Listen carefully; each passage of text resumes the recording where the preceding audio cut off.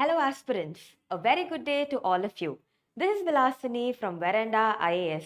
So friends, இன்னைக்கு நம்ம என்ன பார்க்க போறோம்னு பார்த்தீங்கன்னா daily current affairs analysis of 30th July 2025. So yes, today is a bright Wednesday morning and போக போக the temperatures in Chennai are also increasing, correct? Yes, so stay hydrated and stay protected. So yes, so far we have been discussing some interesting topics over the last few days, right? So இன்னைக்கோட new அனாலிசிஸ்ல பார்த்தீங்கன்னா we will still be discussing very crucially important topics. So yes, before entering into the discussion for today, there is something that I wanted to talk to you about, and this was about enhancing your productivity, right? So நேத்து பார்த்தீங்கன்னா I spoke to you about boiling frog effect, right?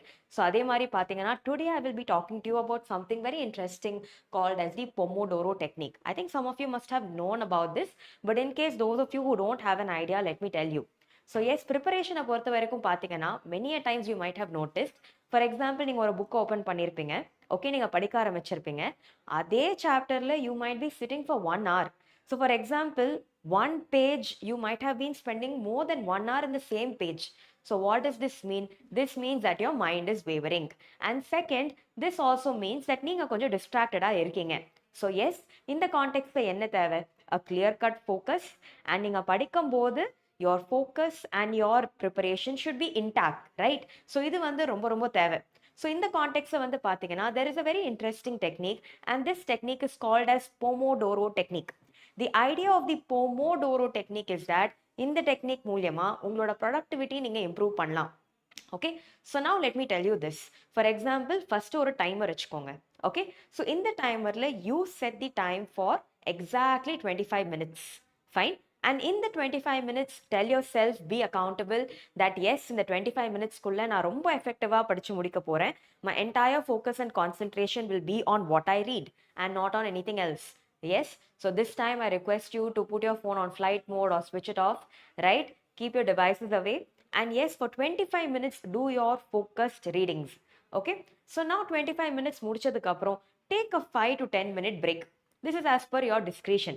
ஒரு 5 to 10 minute break எடுத்துக்கோங்க. இந்த breakல maybe stretch your hands, stretch your legs, go for a walk, right? Drink water and then come back. திருப்பியும் வந்து என்ன பண்ணுங்க, set a timer for 25 minutes, and again for 25 minutes full focus and concentration ஓட எஃபெக்டிவா படிச்சு முடிக்க try பண்ணுங்க, right? So again next என்ன பண்ணணும், take a 5 to 10 minute break. Again repeat this for 25 minutes and take a 5 to 10 minute break.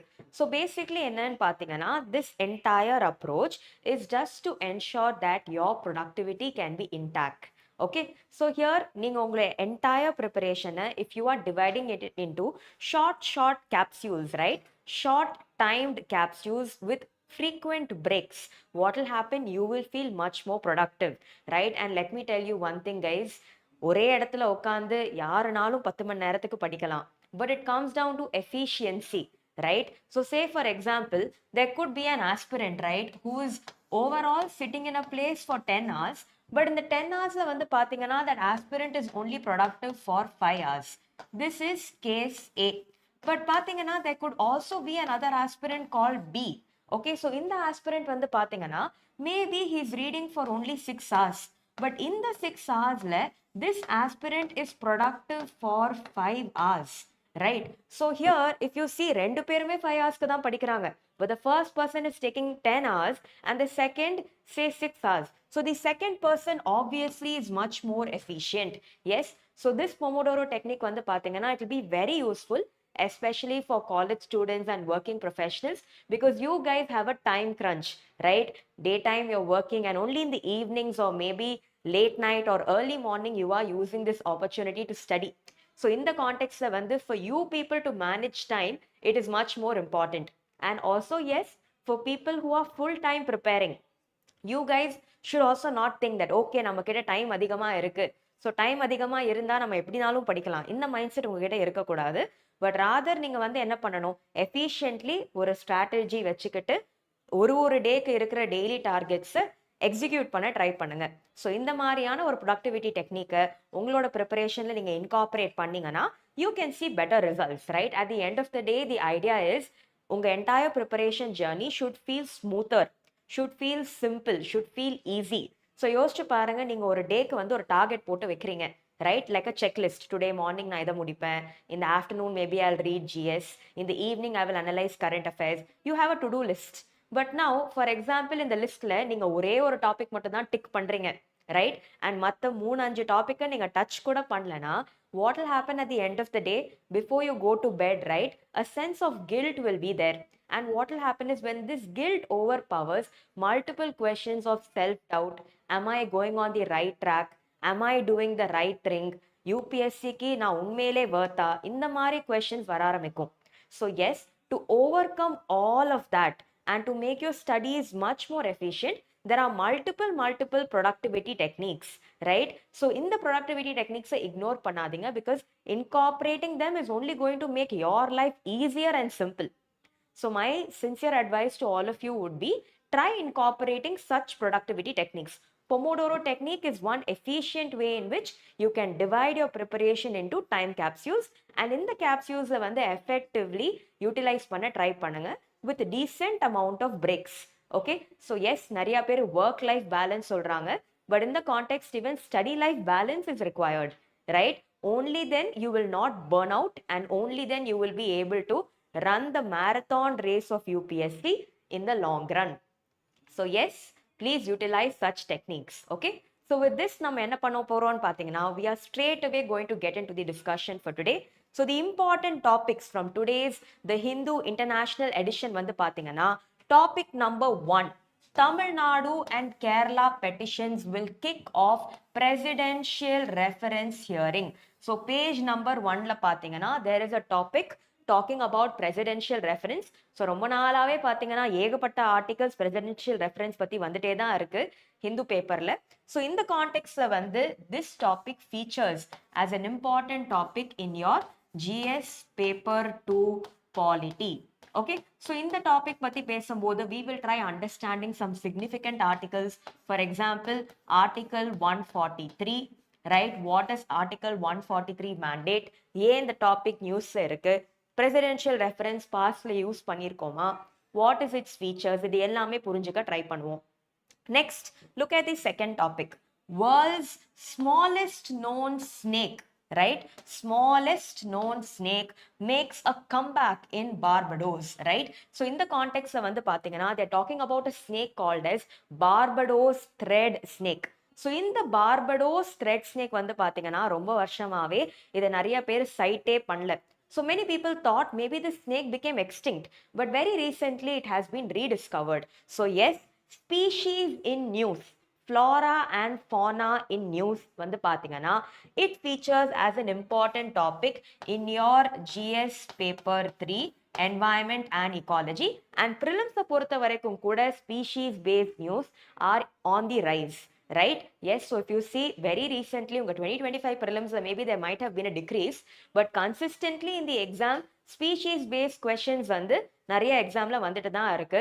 So major plants, major animals, flora and fauna, especially their conservation status, right? IUCN red list, இது எல்லாமே becomes important. So species யும் நம்ம எப்படி analyze பண்ணணும், especially for other topics, I will give you a vague idea, I'll give you a clear cut idea, so don't worry about it. So next வந்து பாத்தீங்கன்னா, we'll also be talking about what did the International Court of Justice say on climate obligations. So yes, so page number 10 in the Hindu paper, there is a nice topic which talks about International Court of Justice, right? Especially on different countries, developed and developing countries or climate obligations, especially obligations towards the Paris Agreement, right? The UN Framework Convention on Climate Change. What has the ICJ said, right? So in the context வந்து we will be discussing about UN Framework Convention on Climate Change, the Kyoto Protocol, the Paris Agreement, what were the outcomes out of it, recently என்ன சொல்லிருக்காங்க, but what are the problems surrounding it. So yes, in the context this topic also becomes significant. Yes, so this topic also features as an important topic in your GS paper 3, especially with regard to environment, and also pathina GS paper 2 with regard to international relations, because there is a famous international organization called as, a body called as the International Court of Justice, which is involved, right? So ICJ patti prelims point of view la irukra important areas you should go and read. Okay, so now with this context, let's straight away get into the discussion for today. So this is the article. So in the article என்ன சொல்லிருக்காங்க, Tamil Nadu and Kerala petitions will kick off presidential reference, right? So இந்த article நம்ம decode பண்ணனும்னா first நம்ம வந்து presidential reference na என்னன்னு understand பண்ணனும், right? So what does article 143 talk about, right? And in the context வந்து what does article 143 part 1 talk about, 143 part 2 talk about, right? In the context can a presidential reference be made? What is the significance of presidential reference? What are some challenges in this? What is the process involved, right, for the presidential reference? How is it done? இது எல்லாமே புரிஞ்சுக்க try பண்ணுவோம் along with the context behind why this topic was in news, right? So first let us start off with this. So please understand there is an article called as article 143. So yeah, the topic வந்து majorly overall it has been in the news for a very long time is because very recently President Draupadi Murmu என்ன பண்ணிருக்காங்கன்னா 14 constitutional questions வந்து Supreme Courtக்கு submit பண்ணிருக்காங்க invoking presidential reference, which is article 143. So these questions primarily revolve around article 200 and 201. Okay, so yeah, வந்து this has been in light வந்து பாத்தீங்கன்னா because the Supreme Court has given out a judgment which talks about a timeline, right? Which talks about the timeline in which governors as well as the president should act upon with regard to bills passed by the state legislature and the parliament. So in the context வந்து பாத்தீங்கன்னா we need to understand why was this presidential reference being made, okay? And here, why did the Supreme Court intervene, right? So this is one. So major ஏன் வந்து the Supreme Court has interfered into this ன்னு பாத்தீங்கன்னா many a times for bills passed by the state legislature, right? Sometimes in many cases the governor does not give an assent, right? And this has been the assent has been withheld for a very long period of time, and this is with, putting forward a pocket veto. So in the context வந்து பாத்தீங்கன்னா withholding assent indefinitely gives space for a pocket veto, and this may not be very appropriate, especially for running the country in the long run. So in the context வந்து பாத்தீங்கன்னா article 143 has been cited. So yes, over here if you talk about article 200 and article 201, because the major reason why the presidential reference itself was being made revolved under articles 200 and 201. So in the context வந்து பாத்தீங்கன்னா if you talk about article 200, it basically talks about how the governor can respond to a particular bill passed by the state legislature. Either he can give assent or he can withhold the assent, right? Or he can reserve the bill for the president's consideration. 201 basically talks about those bills reserved for the president. So in the context, okay? So here வந்து பாத்தீங்கன்னா this is the backstory of whatever has happened so far. So in the context வந்து பாத்தீங்கன்னா presidential reference, right? What is it? In very simple terms, it is nothing but if at all the president of India wants to seek an opinion on a matter of public importance, right? It can be raised to the Supreme Court.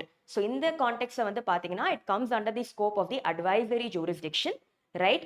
And here when the court responds back to the opinion, right, it is not binding on the president, right? So he or she is not obligated. In this context it is she, yes. So it is not obligatory on the part of the president to stick to it.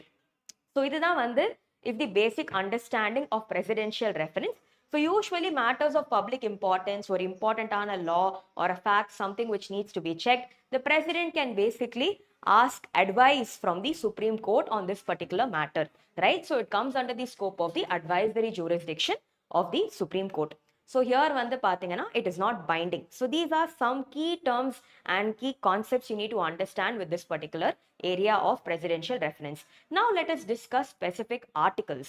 So here வந்து பாத்தீங்கன்னா if we talk about article 143(1), right? 143(1) specifically says that the president can refer any questions of law or fact that has arisen or likely to arise. So now in the context வந்து பாத்தீங்கன்னா the court, that is the Supreme Court, has an option. So Supreme Court in the context வந்து பாத்தீங்கன்னா it is not obligatory on the Supreme Court to render its opinion with regard to cases under article 143(1). So in some cases the Supreme Court might also decline to give an opinion. The best example for this is with regard to 1993. What happened was during 1993 the Supreme Court refused to give an opinion on the Ram Janma movie case because it felt that it had a political backing. So இது வந்து ஒரு citation, Article 143(1). Okay, so Article 143(1) there is an exception. Either the court may or may not give its opinion. But இதே context வந்து பாத்தீங்கன்னா, if we talk about Article 143 Part 2, what basically happens over here is it allows the president to refer disputes arising from out of any pre-constitutional treaty, agreement or covenant or any other similar instruments. So இந்த மாதிரியான கேசஸ்ல வந்து பாத்தீங்கன்னா it is obligatory on the part of the Supreme Court to render its opinion to the president or to render its advice to the president. So in the context வந்து பாத்தீங்கன்னா we have understood Article 143 Part 1 and 143 Part 2, right? So clear cut demarcation between 143 Part 1 and 2 வந்து try to go back, try to recollect and try to understand effectively where it is binding, where it is obligatory and where it is not. இது பத்தி try to have a decent amount of clarity. Next வந்து பாத்தீங்கன்னா we also need to understand one more thing. There is an article called as Article 145 Part 3.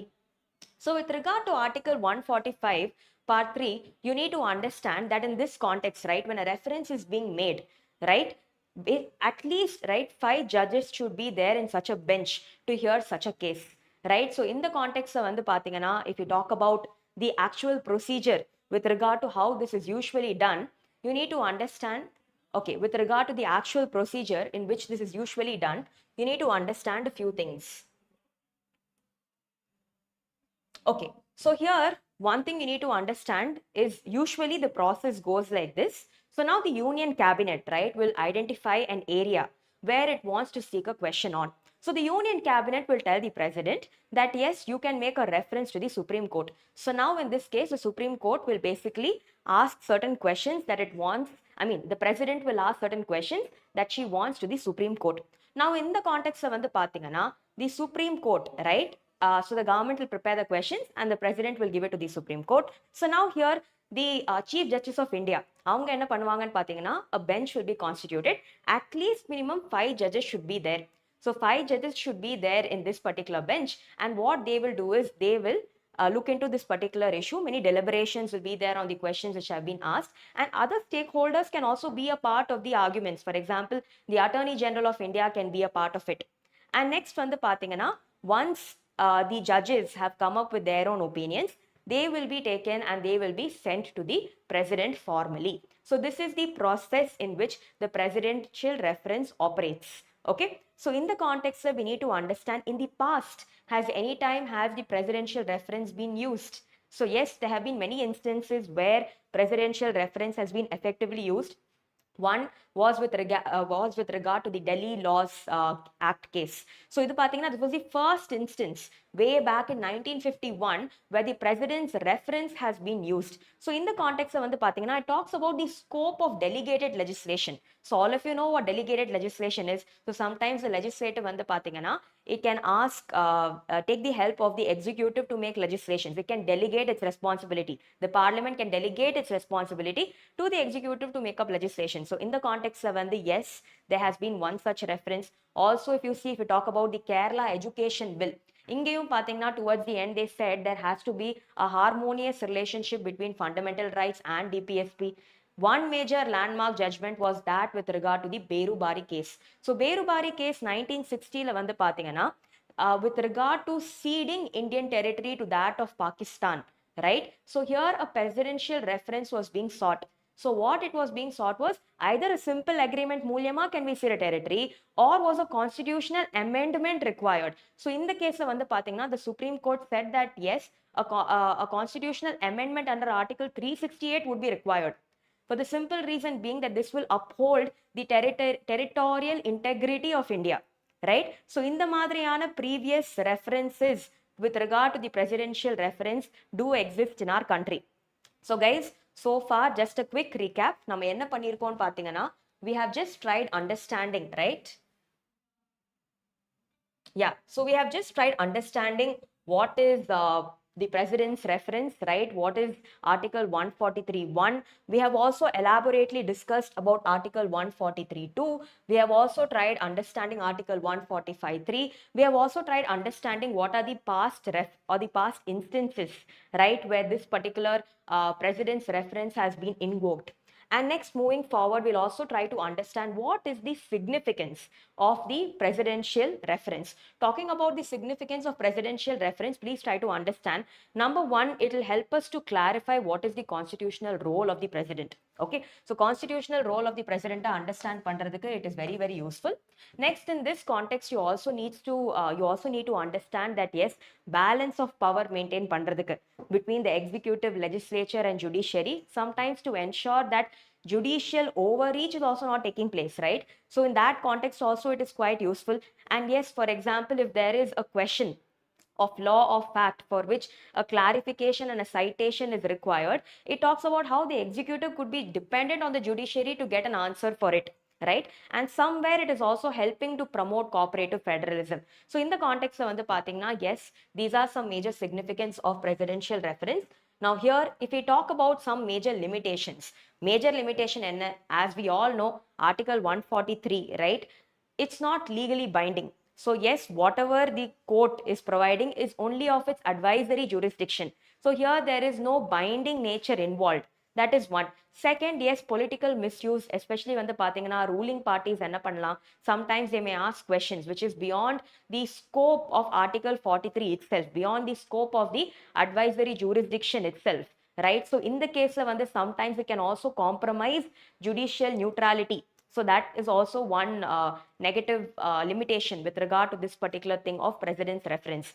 Next, there are other things. For example, there is no time limit which is there on the Supreme Court with regard to how much time it can take to respond to this particular case, right? So this is also one major issue.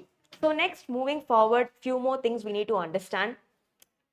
So overall, in this particular article, if we see, what basically has happened is Tamil Nadu and Kerala they have basically filed a petition to the Supreme Court saying that the questions that our president has asked with regard to Article 200 and 201, that is 14 questions, right, have been asked on this particular area. This it does not come under the scope of Article 143 itself, right? It is beyond the scope of the advisory jurisdiction of the Supreme Court. So இது இவங்க cite பண்ணிருக்காங்க. So with regard to this particular topic was in news. So yes, so friends, now what we will do is we will try solving some previous year questions. Okay, so now in this context பாருங்க, there are some previous year questions. Okay, so now over here, if you see, the Supreme Court of India tenders advice to the President of India on matters of law or fact. Okay, so here on which of the following? So now over here, on its own initiative. Okay, next, if he seeks such an advice only if the matters relate to fundamental rights of the citizens. So in the context it is very clear that 1 and 3 are wrong and only 2 is correct, right? So only when the president seeks an advice under Article 143 can this be made possible. So this is one previous year question which came with regard to this particular topic. So please try to understand this. Okay, next, moving forward, we'll be entering into a topic in GS paper 2, environment, right? This is about the world's smallest snake. Yes, so here you can see how the world's smallest snake is on a coin. Okay, so this is nothing but the Barbados thread snake. Okay, so Barbados thread snake for a very long time the world thought this snake actually got disappeared, it actually became extinct. But very recently this snake has made a massive comeback. Okay, so yes, one thing that you need to understand is with regard to species nama discuss பண்ணும்போது I want you all to have few ideas in mind. So now for any species, flora and fauna, நீங்க newsல பாத்தீங்கன்னா what is the idea in which you will understand this topic? Okay, so in the context பாத்தீங்கன்னா number 1, you will try to understand what are the major characteristics of these species. What are the major characteristics of these species? Second, you will try to understand what is the major habitat. So characteristics, habitat. Next you will try understanding the threats that they face. Okay, next you should also understand what is the conservation status of these species. Okay, so now in the context of India you will also include the Wildlife Protection Act which category does it come under, right? So is it schedule 1 or which one? That is important. Next, there is also something called as sites. Tights பொறுத்த வரைக்கும், does it come under appendix 1, 2 or 3? Then also if we talk about the IUCN red list, so in this category, does it come under the scope of being an endangered species, a critically endangered species, or a vulnerable species? All of this really matters. Okay, so in the context, just for us to understand this topic, the simple takeaways are, yes, the thread snake, the Barbados thread snake வந்து பாத்தீங்கன்னா, it has recently been sighted in Barbados. So where is Barbados? It is an island country located close to the Caribbean Sea. So in the context வந்து பாத்தீங்கன்னா, they have also mentioned few characteristics of this particular snake. So yes, as you can see this image, this snake has tiny yellow lines, right, running along its body. Next வந்து பாத்தீங்கன்னா, very unique feature about the snake is that the snake is blind. Okay, the snake is blind. And yes, many times ஏன் வந்து இதை locate பண்றதே அவ்வளோ டிஃபிகல்ட்டா இருக்குன்னு பாத்தீங்கன்னா, நீங்க இந்த இமேஜை பாருங்க, you yourself will know it looks very similar to an earthworm. So many times this snake is got confused with different other reptilian species or worms or earthworms, mistaking its appearance, right? That is also one. And next major என்ன சொல்றாங்கன்னு பாத்தீங்கன்னா, in this particular article is that a fully grown, right, a fully grown snake of the Barbados thread snake measures only 10 centimeter, right? It lays only one egg. Yes, that is also one more thing with regard to it. And yes, overall என்ன சொல்றாங்கன்னா, since 1889, right, the number of spottings of this snake has tremendously come down. So இது எல்லாமே இந்த ஆர்டிக்கலோட findings. But இந்த கான்டெக்ட்ல உங்களோட யூபிஎஸ்சிக்கு தேவைப்படுற இம்பார்ட்டண்ட்டான information என்ன அப்படின்னு பார்த்தீங்கன்னா, let us understand few things. Okay, so number one, here it was rediscovered after 20 years. That is one. These are some characteristics of it. Please go through it, right? Adora diet enna, does it burrow underground, right? And it lays only one slender egg. All of this I just discussed with you. So now here, one more thing that you need to understand with regard to this is, yes, it has been recently rediscovered. Now, this unique feature is that it is the world's smallest snake. That is one. That is a major takeaway. And it is blind. Talking of which, let me ask you a question. Do you all know what the national aquatic animal of India is? What is the national aquatic animal of India? Any guesses? I'm waiting for your response in the comment section. Sorry. I'm waiting for your responses in the comment section. Yes? Any idea what the national aquatic animal of India is? Okay, so I'm waiting for your responses, guys. Quickly respond. And let me tell you, this was also a previous year question. Okay, this is also a previous year question. Okay, so now over here, the answer is simple. The national aquatic animal of India is the Gangetic dolphin. Okay, so let me tell you, this Gangetic dolphin is also blind. Okay, it is also blind. So yes, Gangetic dolphin pati exam la egapata questions vandirukku. And here one thing you should remember is the Vikramashila Wildlife Sanctuary located in Bihar is an abode for the Gangetic dolphins. Okay, so because we spoke about a blind snake, I got reminded of this. So yes, in the context la vandu pathina, I have clearly told you what is the different ways in which you will be analyzing topics pertaining to species, characteristics, habitats, threats and conservation status. Please remember this. In the future, நீங்க பார்க்க போற எல்லா ஸ்பீஷீஸ்க்கும் இந்த மாடலை ஞாபகம் வச்சுக்கோங்க. Okay, so next வந்து பாத்தீங்கன்னா, let's understand a few things. So guys, there is something called as the IUCN red list. Okay, so IUCN in பாத்தீங்கன்னா, there is an organization, it's called International Union for the Conservation of Nature. So in the organization has been taking massive efforts, studies to ensure the conservation of different species around us. So yes, IUCN oda major work வந்து பாத்தீங்கன்னா, it prepares a comprehensive database, and this database is nothing but the IUCN red list. So what does this red list tell? The red list என்ன சொல்லுதுன்னு பாத்தீங்கன்னா, it talks about the conservation status of different species. Okay, so in the context வந்து பாத்தீங்கன்னா, there are 9 categories as you all can already see. So in the categories, if you see, it starts from non-evaluated to data deficient, least concern, near threatened, vulnerable, endangered, critically endangered, extinct in the wild and extinct. So in the context புரிஞ்சுக்கோங்க, threatened categories பத்தி பேசும்போது, these 3 feature as threatened categories: vulnerable, endangered and critically endangered. Talking about extinction risk, extinct, obviously we all know extinct na, the species no longer exists on the face of the earth. And least concern is the the least affected category with regard to extinction risk. Now, one question. Any idea what is the difference between extinct and extinct in the wild? So, yes, in the image நீங்க பார்க்கும்போது you may have this question, right? Extinct in the wild என்ன difference? So, let me tell you, extinct na it no longer exists on the face of the earth.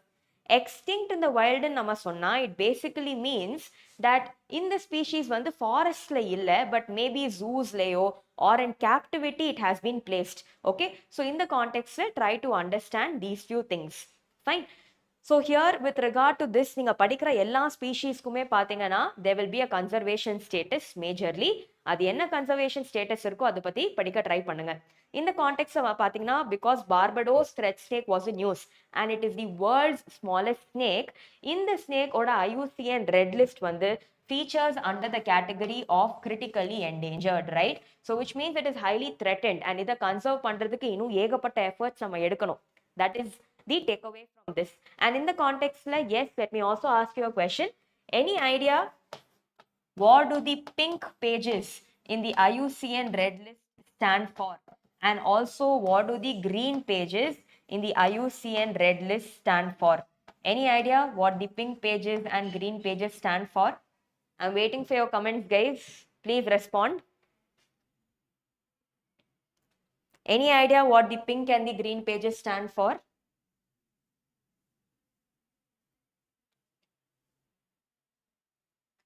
Yes, I'm waiting for your comments. Please do respond. Pink pages and green pages. Think about it. IUCN red list. இது எல்லாமே நீங்க static topics படிக்கும்போது கண்டிப்பா நீங்க பார்த்திருப்பீங்க. Okay, so just try recalling. It will be easy for you. Pink pages and green pages. What do they stand for?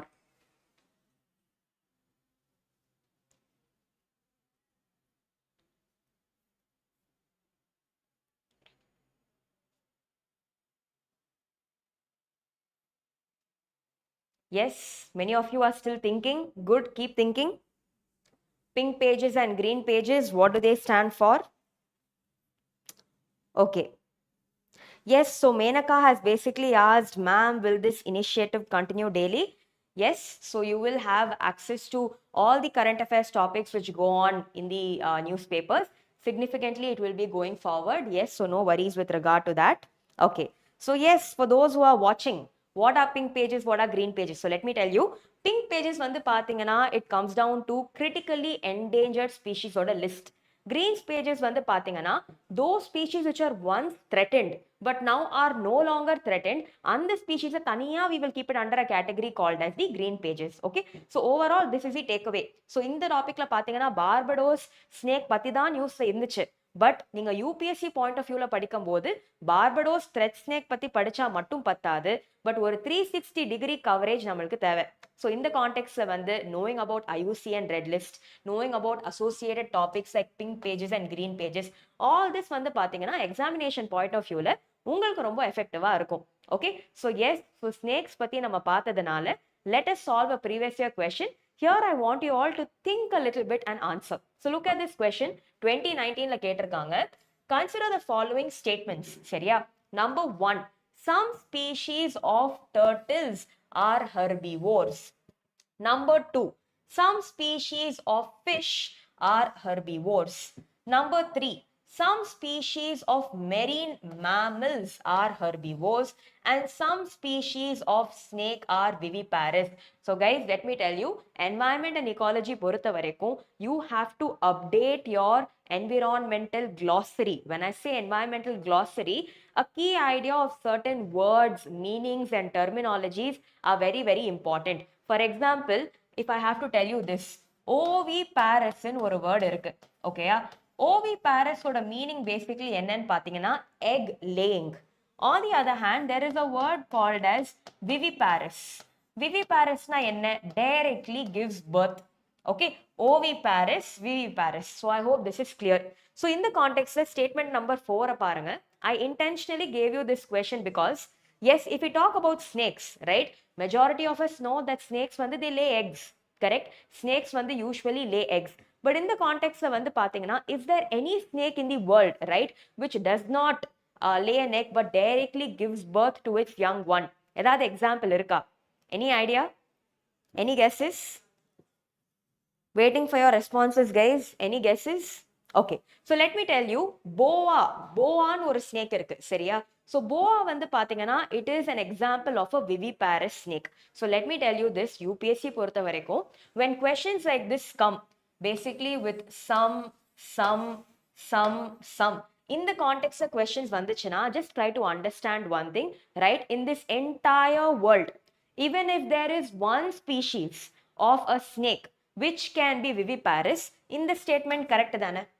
Think practically. All of us know snakes are oviparous, but imagine in this entire world, considering all the species of snake, even if there is one species of snake which had the chance to be viviparous, viviparous இருக்கிறதுக்கு வாய்ப்பு இருந்தா இந்த statement correct தானே?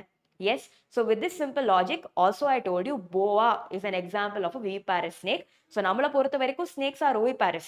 So இந்த வந்து மைண்ட்ல வச்சுட்டு please don't mark this as incorrect, right? Remember, this is a beautiful trap set by UPSC for you. So don't fall prey to it. So in this context வந்து பாத்தீங்கன்னா here the answer is yes, because boa is one. அதே மாதிரி பாத்தீங்கன்னா looking at this, try to decode this when you have free time. Let me give you some examples. Some species of turtles are herbivores. Majorly வந்து பாத்தீங்கன்னா majority of the sea turtles are either omnivores. There are some which are carnivores also, but herbivores ரொம்ப ரொம்ப rare. But there is one variety called as the green sea turtle. Okay, so green sea turtle பத்தி கொஞ்சம் போய் படிங்க. So green sea turtle வந்து பாத்தீங்கன்னா it is regarded as a herbivorous turtle. So in the turtle பொறுத்த வரைக்கும் the reason why it is called green is not because of its green color, but because அதோட body fat வந்து green colorல இருக்கு. ஏன் அதோட body fat green colorல இருக்கு? Because it consumes sea grass, right? So in the context இது கூட correct. Next வந்து பாத்தீங்கன்னா some species of marine animals are herbivores. For example, there is a particular fauna called as a dugong. Okay, so dugong is an example of a mammal which is a herbivore. So yes, in the context of pathina, the answer for this is D. All of the above are correct. So ninga or species centric topic paakumbodhu prelims angles are how do you analyze it, that we have tried understanding in detail. So try to have a 360-degree coverage of all the topics you read. Appoda exam portha varaikum ungalku useful ah irukum. So guys, with this we are entering into the next major topic for the day. What did the ICJ say on climate obligations? Okay, so this is quite a big article. Fine. So in the article oda crux வந்து நம்ம effective analyze பண்ணிருக்கோம், so don't worry. So in the context of what I want you all to go and do, right, is I want you all to read about ICJ, International Court of Justice, from a prelims point of view. Okay, so ICJ, where is the ICJ situated, right? What is its mandate, right? Who comprises the ICJ? இது எல்லாமே போய் படிங்க. Now with regard to the climate obligations, அதுதான் இந்த ஆர்டிக்கல்ல ரொம்ப டீடைலா discuss பண்ணிருக்காங்க. That we will try understanding. So overall வந்து பாத்தீங்கன்னா the ICJ has issued an advisory opinion. Okay, so yes, it has specifically spoken on climate change. So now all of us know climate change நடந்துகிட்டே இருக்கு, right? So different countries have different targets and the idea is greenhouse gas emissions நம்ம கம்மி பண்ணணும், right? So but in this case, developed developing countries their stances and their opinions on it vary. Okay, so idu patti da vandu detailed this article talks about. So in the context of what is ICJ's take on global south? So guys, very often newspaper la we always keep seeing the word global north and global south.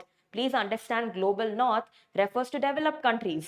Global south on the other hand refers to developing and least developed countries. Okay, so in the context please try to understand about the ICJ over here. என்ன சொல்லிருக்காங்கன்னா, with regard to the global south, right, it talks about the UNFCCC, it talks about the Kyoto Protocol, it talks about the Paris Agreement, it talks about what is ICJ's opinion for the global south with regard to climate change, right? What is expected out of the global south. Okay, next வந்து பாத்தீங்கன்னா it also talks about the global north.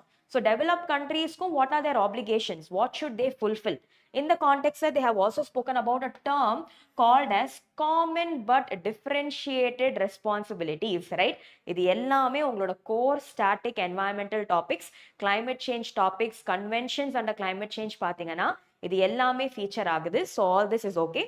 Next வந்து பாத்தீங்கன்னா they have also spoken about temperature goal. So yes, Paris Agreement, அதை பொறுத்த வரைக்கும் பார்த்தீங்கன்னா the idea was the rise in the global temperature should be kept well within the ambit of 2 degrees Celsius above pre-industrial levels.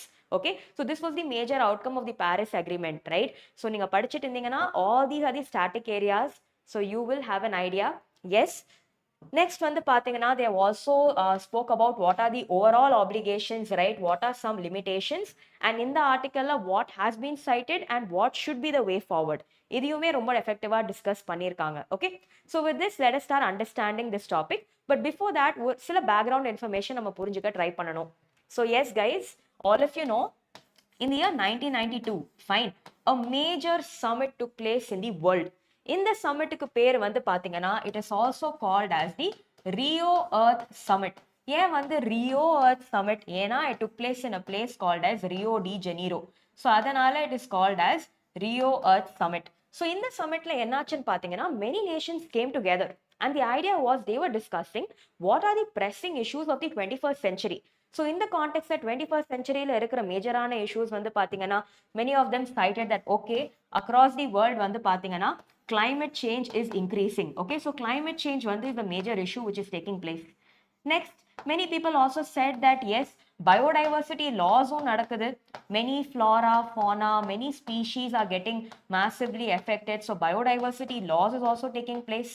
Many people also said that yes, land degradation and desertification kuda is getting increased, which means land related issues kuda irukku. So basically some of the major outcomes of this summit vandu pathina, climate change பொறுத்த வரைக்கும் there was a convention which was born out. In the convention vandu pathina, UN Framework Convention on Climate Change. With regard to biodiversity laws, we have the UN Convention on Biological Diversity. With regard to land degradation and desertification, we have the UN Convention to Combat Desertification.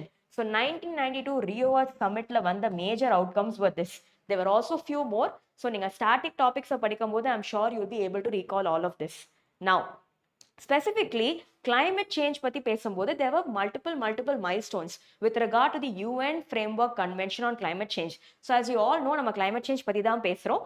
So here the hero of the topic is UN Framework Convention on Climate Change, obviously, right? So UN Framework Convention on Climate Change வந்து பாத்தீங்கன்னா it specifically talks about addressing climate change, keeping greenhouse gas emissions within a permissible limit. இது பத்தி தான் UN Framework Convention on Climate Change elaborately talks about. Now, நீங்க இந்த எல்லா conventions பத்தி படிக்கும்போது there is one thing you need to understand, okay? So there is a term and this term is called as COP. COP na என்னன்னு பாத்தீங்கன்னா it is called as Conference of Parties. So Conference of Parties na என்ன? The supreme decision making body of any convention. Okay, so in the context பொறுத்த வரைக்கும் for all major conventions there is a supreme decision making body and this supreme decision making body is regarded as COP. Okay, so now over here this is the major decision making body. So year on year nariya meetings nadakum, different countries will come, they will regularly participate. That is, the members to the convention are called as parties. Okay, so regular meetings will take place. So with regard to UNFCCC, last meeting vandu pathina was COP 29 which took place in Baku, Azerbaijan. Okay, so in the context you need to have a rough idea of UNFCCC. Please go and read the major milestones.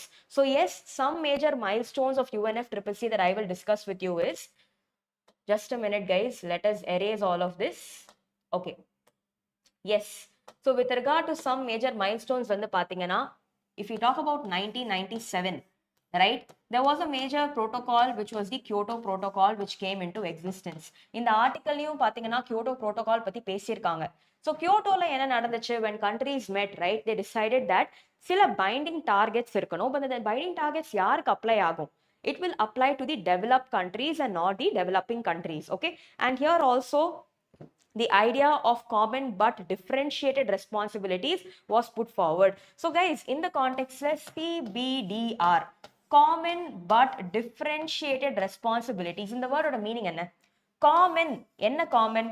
டெவலப்டாகவும் இருக்கட்டும், டெவலப்பிங்காகவும் இருக்கட்டும், climate changeன்னு ஒரு issue வந்து is common to all these countries. Differentiated responsibilities na என்ன?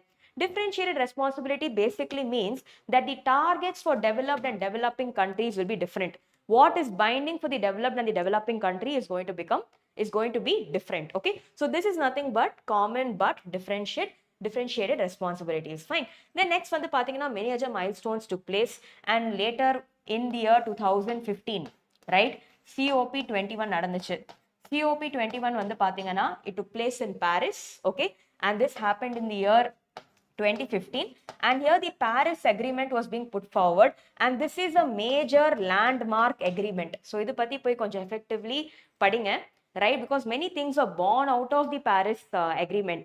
Yes, so here now they fixed, right, they fixed certain targets, binding targets for developed and developing countries. Both are equally responsible, right? So in the context many new terminologies are mentioned, please read about it. Okay, and next வந்து பாத்தீங்கன்னா many development took place, and please read about the latest developments which happened in COP29 to the UNFCCC, which took place in Baku. So what have been the major highlights? So இது வந்து you should only read by yourself all the famous meetings and what happened and what were the major outcomes. இதை வச்சு ஏகப்பட்ட questions prelims-லயும் சரி mains-லயும் சரி consistently உங்க exam-ல வருது. Now with regard to this, let us understand this particular topic. So basically வந்து என்ன, International Court of Justice has said that the principles of UN Framework Convention on Climate Change and the Paris Agreement continue to stay on hold. I mean, they continue to go as per whatever is required.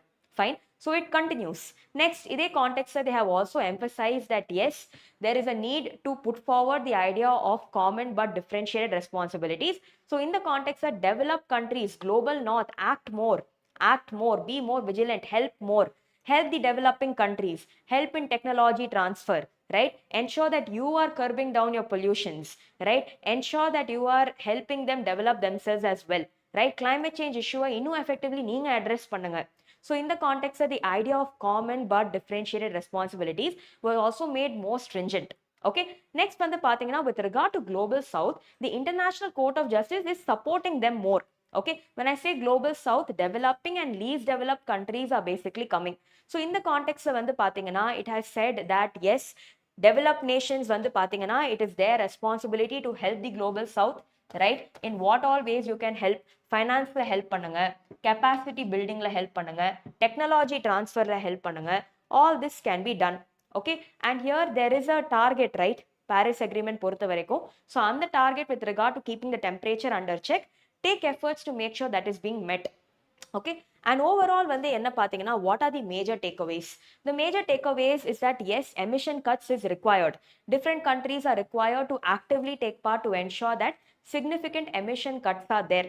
Next வந்து என்ன சொல்றாங்க, yes, national action plans are required, right? More transparency is required.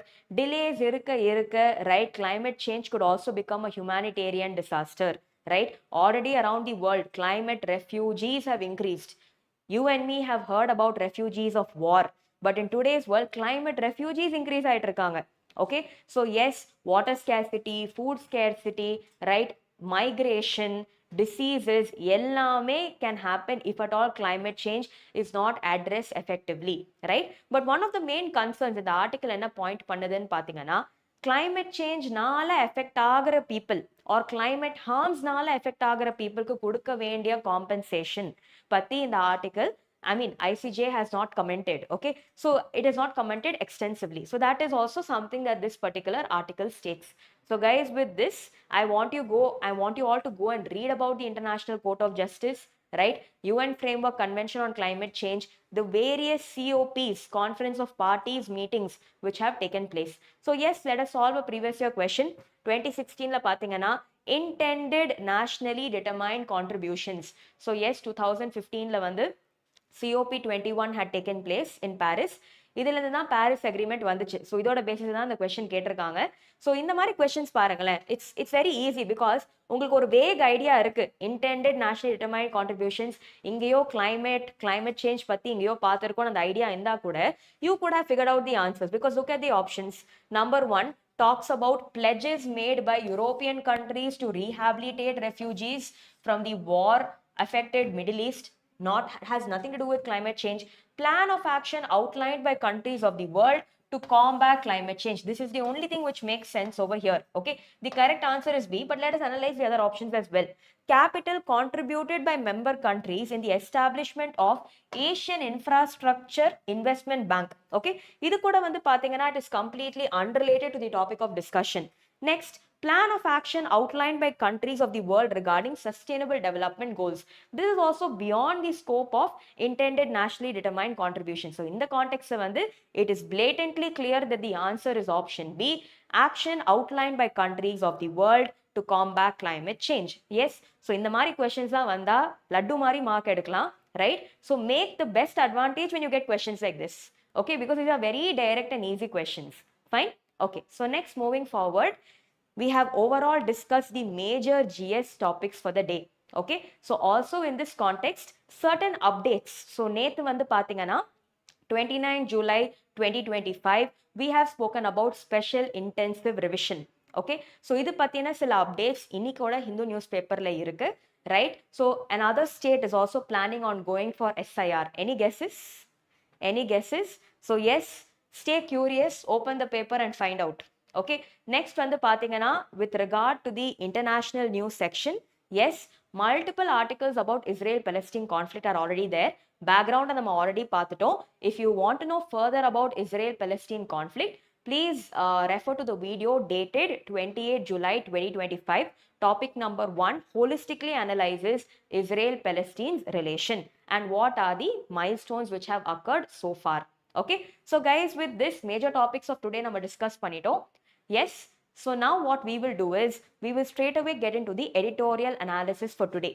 So today, editorial analysis, 30th July 2025, the major topic of discussion is a topic from your GS paper 3 economy. So in the topic la vandu pathina, they have spoken about adopt formalization to power productivity growth. Adopt formalization to power productivity growth. So yes, unga GS paper 3 la Indian economy features as an important area. So in the context la vandu pathina, the author has spoken about many things. Fine. So before we start an editorial, there are few rules to be kept in mind. Yes, so what are the rules? Try recalling. ஒரு எடிட்டோரியலை பொறுத்த வரைக்கும் we need to keep in mind an acronym. இந்த acronym வந்து பாத்தீங்கன்னா it is called as code. So C refers to context, O refers to opinion, D refers to data, and E refers to editorial takeaways, right? So C context, O opinion, D data, E editorial takeaways. Now in the editorial takeaways now are very significant for your exam.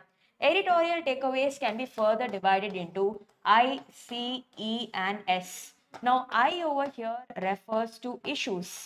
Okay, C refers to causes, E refers to effects. Talking of S, S refers to suggestions or solutions. Okay, so in the context this is code and this is ICES. Okay, so ஒரு editorial you will definitely have a core issue, right? And yes, you will definitely have a major opinion which is being discussed. You will have data which you need to understand, and there will also be significant editorial takeaways, right? So this is the crux. Okay, so either on the mind vechite, if you analyze an editorial, it will be very easy for you to grasp what is required from the examination's point of view. Seriya? So in the context the editorial paakalam. So yes, adopt formalization to power productivity growth. இதுதான் வந்து இந்த editorial major discussion. So என்ன சொல்றாங்க? Major crux வந்து என்னன்னு பாத்தீங்கன்னா, there has been a survey. It's called as the annual survey of industries. In the citation பொறுத்த வரைக்கும் what they have said is manufacturing sector la இருக்கிற contractual labors have doubled.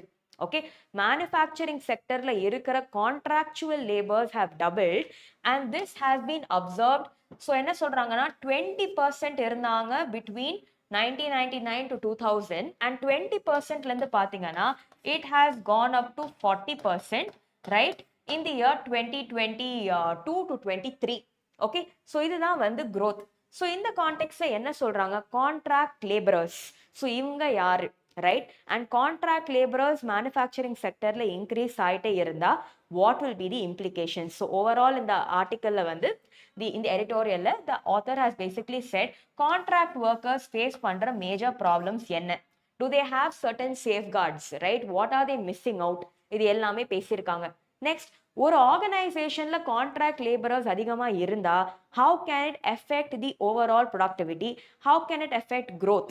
So இந்த கான்டெக்ட்ல இதையும் வந்து பாத்தீங்கன்னா ரொம்ப எஃபெக்டிவா டீகோட் பண்ணியிருக்காங்க. நெக்ஸ்ட் வந்து பாத்தீங்கன்னா they have also spoken about what are some suggestions which are required with regard to contract laborers and future what should be the way forward. So overall major crux வந்து பாத்தீங்கன்னா here the author of this particular editorial basically says that informalization லந்து we have to move towards formalization. Formalization குள்ள போனா மட்டும் தான் productivity growth will be there, right? So in the context if we are going to apply code CODE, let us understand this. So C talks about the current issue or the core issue. So the core issue over here is that contractual laborers right increasing is nothing but informalization taking place, and here formalization is required. இதுதான் வந்து context or the core issue. O is the opinion. So here in the opinion பார்க்கும்போது what are some opinions of the particular author, right? So in the context the author talks about certain policy suggestions which could be put forward, right? The author has also cited few other studies which are there. He has given some recommendations of his own. So this is the opinion, right? And let me tell you this. So guys, CODE model வந்து பாத்தீங்கன்னா எல்லா எடிட்டோரியல்ஸையுமே exactly on complete basis apply ஆகணும்னு அவசியம் இல்லை. சில எடிட்டோரியல்ஸில் வந்து they may be CDE, O might not be very strong, right? So it varies from editorial to editorial. Please keep that in mind. D stands for data. So yes, in the editorial ஆரம்பிக்கிறதே டேட்டாவோட தான். The data that we just saw, right? There has been a jump from 20% to 40%, right? So this is nothing but a major data. E is editorial takeaways. Editorial takeaways in the context என்னலாம் பாத்தீங்கன்னா number 1, contract workers face பண்ற problems என்ன. Number 2, yes, contract laborers or organization அதிகமா இருந்தா how can it impact productivity? Number 3, what are some policy recommendations? So these are the major things which are being discussed in this particular editorial. So yes, going forward, let us also understand the overall synopsis of this particular editorial. Yes, so நான் already சொல்லிட்டேன். Manufacturing sector is pushing towards informalization and not formalization. That could be a great problem for India's productivity in the future, right? You all know by 2047 India has a glorious ambition. Enna ambition? By 2047 India wants to become Vikshit Bharat, right? We want to become a developed country. So to go forward, formalization will be useful and not informalization of labor. And இங்க வந்து பாத்தீங்கன்னா citation is the citation of this particular annual survey of industries, which basically talks about contract labors having doubled from 20% to 40% in the year 1999 to 2000 to 2022 to 23, right? Next வந்து பாத்தீங்கன்னா contractualizationல what have been the major problems? So major problems வந்து பாத்தீங்கன்னா number 1, நிறைய organizations are preferring contract laborers for the simple reason being that it's a cost effective solution, right? Long termல ஒரு employee வச்சுக்கிறதோட short டேர்ம்ல ஒரு contract பேசிஸ்ல வச்சுக்கிட்டா it is much more easier for the organization. Cost cutting way forwardல it will be very very effective. But here the biggest problem is that these contractual labors are excluded from major labor laws. So labor laws வந்து exclude ஆகும்போது social security benefits and measures அதிகமா இல்ல, right? So they do not have any permanent position or they do not have any permanent hold on their position. So இந்த மாதிரியான ஏகப்பட்ட problems இருக்கு with regard to contractualization. And yes, this editorial also says regular workers are compare பண்ணும்போது contract laborers are paid almost 14.7% less. So this is also one major finding of this particular editorial. Next வந்து பாத்தீங்கன்னா போக போக they also said productivityக்கும் contractualizationக்கும் என்ன correlation. So basically என்ன சொல்றாங்கன்னா if there is an organization with regular employees, if there is an organization with contract laborers, regular labor intensive firms, the productivity is much more higher than that of organizations which have contractual laborers. So ஏன் இதை சொல்றாங்க? See, for example, if you have more and more contract laborers, specific ஆன task மட்டும் அவங்க recruit பண்ணிட்டு then they are sent off, right? So in the context என்ன ஆகுது, long termல retention is not possible, right? On the contract laborers point of view, there is lack of motivation. Sometimes if these safeguards are not good, strikes and protests can take place, right? They are excluded from certain acts like the Industrial Disputes Act. Yes, and also contract laborers, there is not much of motivation on the company's side. Technology இது எல்லாமே இல்லை. So long டேர்ம்ல வந்து பார்த்தீங்கன்னா it can take a hit on the productivity. இதுதான் வந்து இந்த எடிட்டோரியலோட author ரொம்ப effectively discuss பண்ணியிருக்காரு.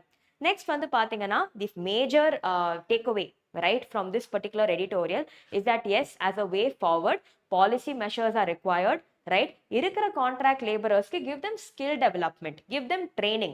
There are multiple schemes of the government under which they can be brought into, right? So skill development, training, right? Improved access to technology, இது எல்லாமே இருந்தா, right? Formalization of labor workforce can take place. Formalization of labor workforce இருந்தா, fine, the company's productivity will improve. Company's productivity improve ஆச்சுனா ultimately we can reap the benefits of economic growth. Okay, so overall this is the crux of this particular editorial. So yes guys, with regard to this, please go back and read about the issues that we have discussed, categorize these topics into ICES model, right? So I hope the discussion was useful. Thank you.